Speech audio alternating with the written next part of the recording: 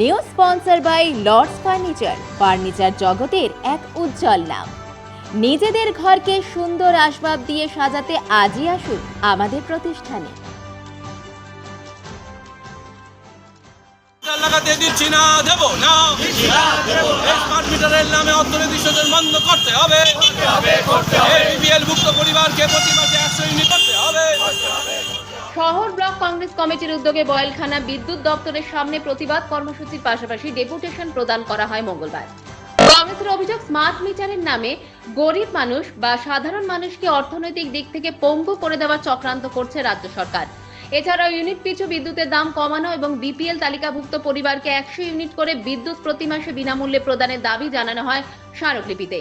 Town block Congress সভাপতি অমলান মুন্সি বলেন, রাজ্যে জনবিরোধী সরকার বিদ্যুতের বিলের নামে সাধারণ মানুষকে লুট করছে, আমরা তার বিরুদ্ধে প্রতিবাদ জানাচ্ছি। এদিনের এই কর্মসূচিতে উপস্থিত ছিলেন রুমা মুন্সি, নবেন্দু মৌলিক, অমিত ভট্টাচার্য, মিতা চক্রবর্তী, অমলান মুন্সি সহ অন্যান্য নেতৃবৃন্দ।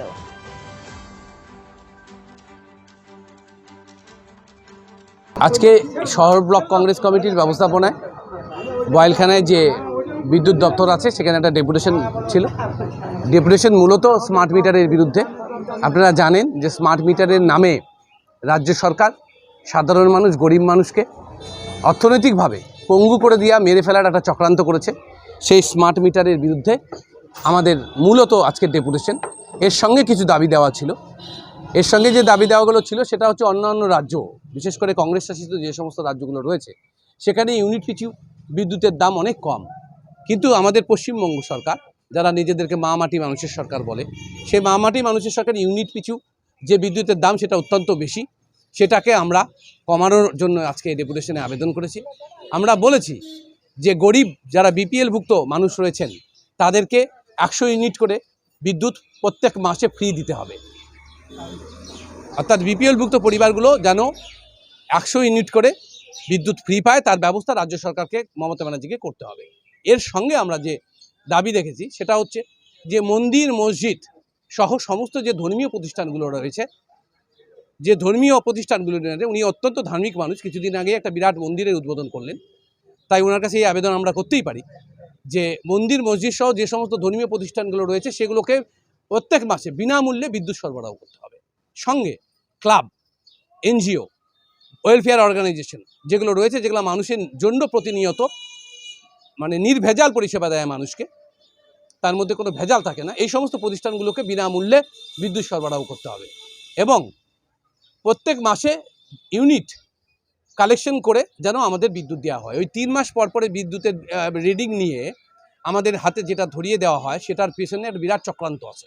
আপনারা যদি বিশ্লেষণ করে তাহলে দেখতে পারবেন যে 3 মাস পর পর আপনার বাড়িতে যাবে, ইউনিট নিবে, সেটার গড় করবে, সেটাকে ভাগ করবে, সেটাকে গুণিতক, গুণিনিয়ক অনেক কিছু করে আপনাকে দিনের শেষে বিরাট পরিমাণ একটা অর্থনৈতিক ঠকানো হয়।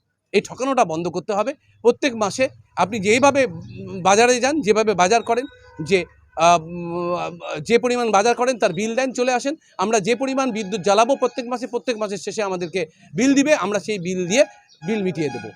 এইভাবে মানুষকে ঠকানো যাবে না, মূলত স্মার্ট মিটার বসানো যাবে না। তার সঙ্গে এই দাবিগুলো আমরা রেখেছি।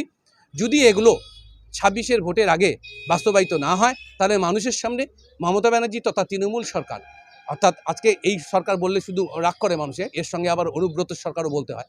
মমতা ব্যানার্জির সরকার, অনুব্রত সরকার, পার্থ ব্যানার্জির সরকার যদি ভোটের আগে, 26-এর ভোটের আগে এই দাবিগুলো পূরণ না করে, এই কীভাবে মানুষকে ঠকানো হচ্ছে সেগুলো নিয়ে যেমন আমরা মানুষের সামনে যাব, তেমনি পশ্চিমবঙ্গে প্রদেশ কংগ্রেসের নির্দেশ মতন প্রত্যেক কয়টা বিদ্যুৎ দপ্তরের সামনে আমরা বৃহৎ থেকে বৃহত্তর আন্দোলন, সাধারণ মানুষ, গরিব মানুষের জন্য আন্দোলন গড়ে তুলব। জলপাইগুড়ি মার্চেন্ট রোড আরবি দে কমপ্লেক্স, সুবর্ণা। এখানে আপনারা পেয়ে যাবেন রকমারি গিফটের সম্ভার। বার্থডে পার্টি হোক কিংবা অ্যানিভার্সারি, আপনার প্রিয়জনের জন্য সমস্ত রকমের গিফট পেয়ে যাবেন সুবর্ণাতে। 36 বছরের পুরনো প্রতিষ্ঠান জলপাইগুড়ি মার্চেন্ট রোড আরবি দে কমপ্লেক্স, সুবর্ণা। আজই চলে আসুন সকলের প্রিয় প্রতিষ্ঠান জলপাইগুড়ি সুবর্ণা।